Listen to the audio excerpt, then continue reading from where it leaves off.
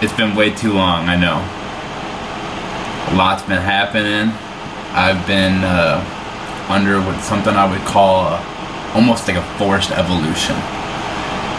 It started with me quitting my job, and quickly here we are, nearly 3 months after I quit. Been at my new job now for 7 or 8 weeks. Just finished a shift, actually. The night shift. I'm working nights this week, which is actually 4 10-hour shifts. But enough of that. I got carried away. After I put up the first few videos, which were probably just terrible, and if you watch them, I'm sorry. And I just had to do some reflecting and some question and answering with myself, honestly. And if I was ready to share, and if I was going to share, I was going to share everything, and I wasn't going to hold anything back, and I was going to be completely transparent about my life. There's no reason to sugarcoat or lie or try to make things seem better than they really are. So I felt like I should really give like a background about who I am and kind of how I was raised. My boy Gary Vee always has like, I want your comic number 1, so I think the origin story. So that's how I'm going to start, and I'm just kind of go from there, and hopefully you guys take something away from it. So born and raised St. Louis, Missouri, a Midwestern kid, single mother for the most part. My father's family was more involved in my life, more so than my father per se. Not to say my dad didn't love me, but he had demons that he fell victim to. So, it was basically a single mother raising me. And, a lot of different schools, I think 6 schools over 6 years, from kindergarten to 4th grade. Really teaches you insecurity. It really is what it taught me. So by the time I got to 5th grade, I got to a school called Bayless. I was I think intermediate at that time, 5th grade. And at that time, I remember being extremely shy. And I used to always say, and I still say it, I'm going to say it now, I like consciously awoke. My feet got really loud, I just realized. I consciously awoke when I was somewhere in between 4th and 5th grade. And what I mean by that is that I understood my thoughts and my actions correlated into people changing their behavior or acting accordingly to how I might like, or unaccordingly. It was a learning process, but I was learning. I was kind of in control of my behavior, at least, in my attitude. So anyway, it's 5th grade. I got to a place where I was extremely insecure, and quickly you understand the politics of things. You understand like the cliques. Like these are the nerds per se, or the jocks, or the cool kids. And really at Bayless, the cool kids were just the kids that hung out with the pretty girls. At least by 5th grade, I was interested in girls, or at least my body was extremely ready to be interested in girls. So at the time, you had like your class, and then you and your class moved around to all the classrooms. And I found that a lot of the cool kids in my grade were in my class, and at that time I had to do anything to be friends with them. I mean, I remember just fibbing about silly things, that like my favorite color, a sports player I liked, a sports team I liked, whatever. If you liked it, I loved it.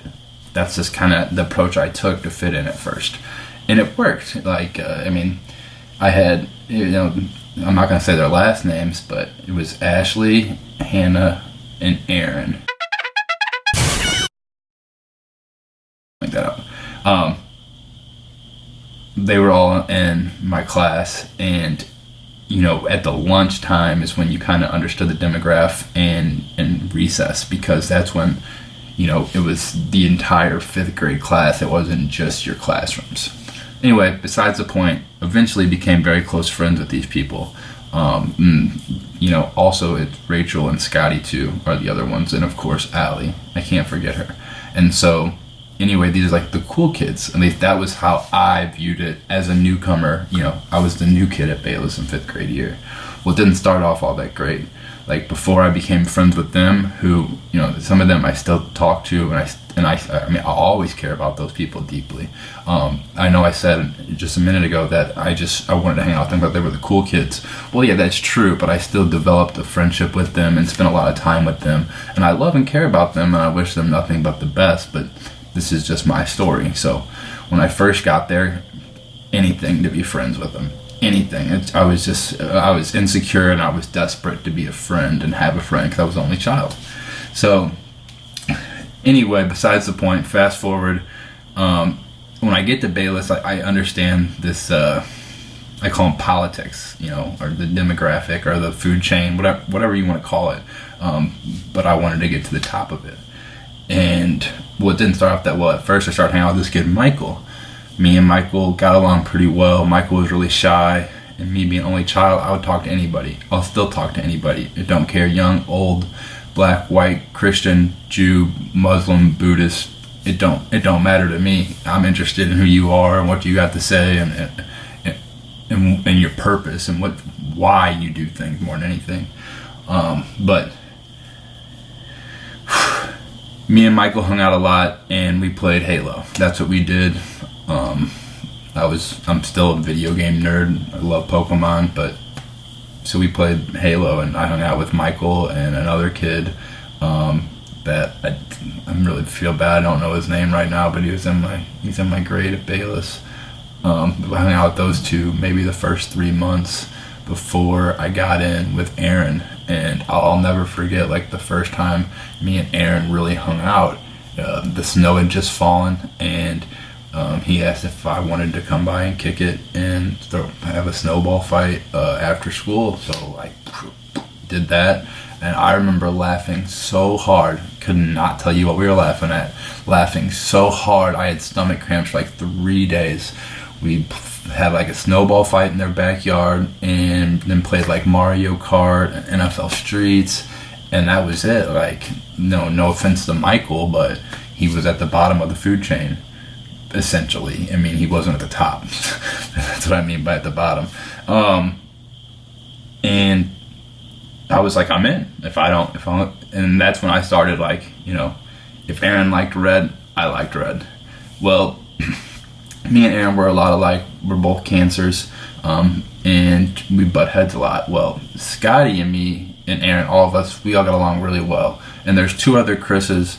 And Aaron has an older brother. These are all these people that meant so much to me and played a huge role. And there's so many more I'm going to forget to say, I'm sure. But this is just the truth. I was just this insecure kid. And in 5th grade, I finally got to a place where I was at Bayless for 5th, 6th, 7th, and 8th grade. And I graduated grade school from Bayless and spent 4 years there, just as long as I spent at my high school, St. Mary's.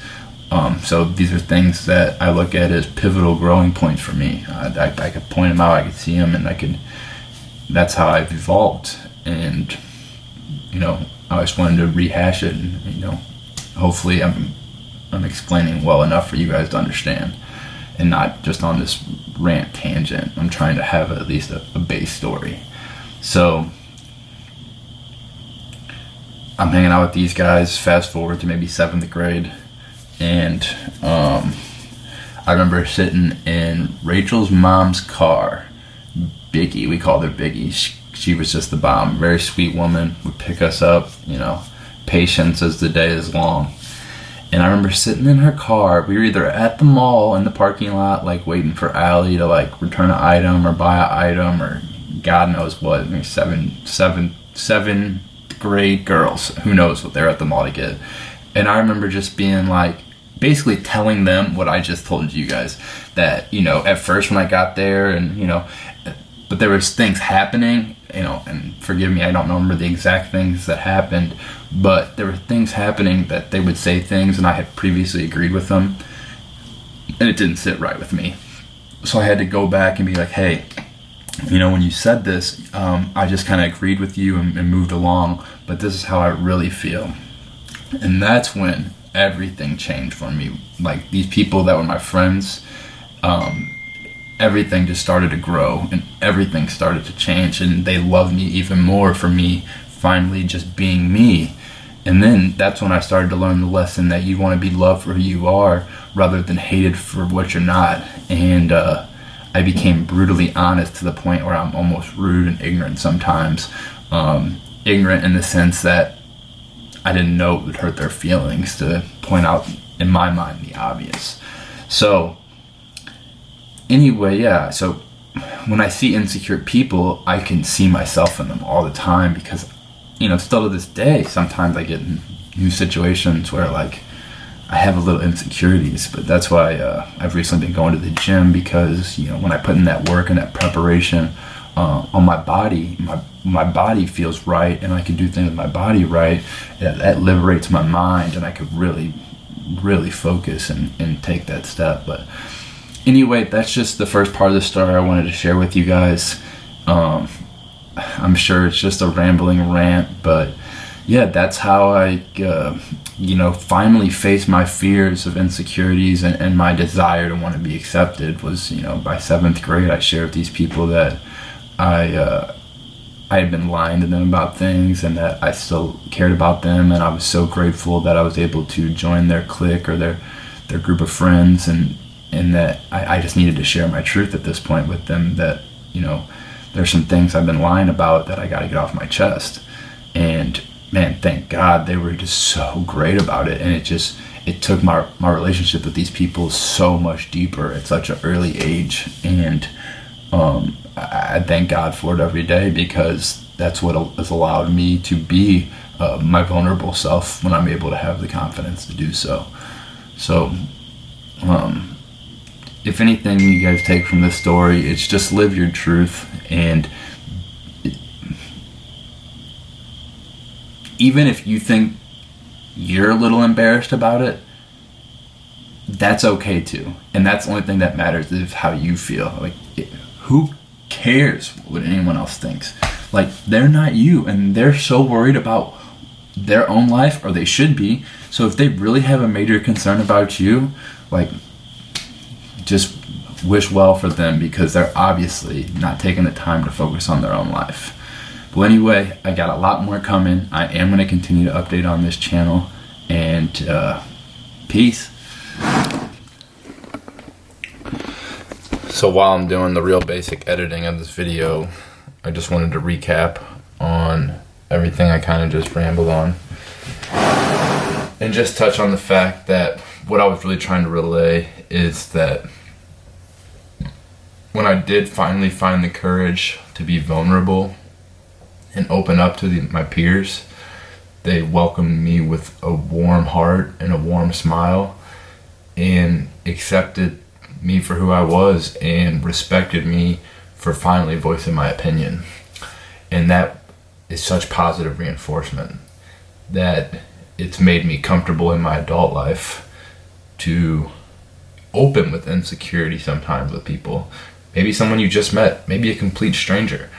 There's a lot of strength and a lot of positives that come from kind of showing your scars and showing your vulnerability. And no one's going to call you weak because of it. And if they do, then they're just probably trying to hide their own scars. So that's really all I was trying to say, is that this group of people that I grew up around were amazing, and they taught me so much about life, whether they know it or not. And I want to build on confidence. Confidence is a pivotal thing in my life that I'm learning again by hitting the gym.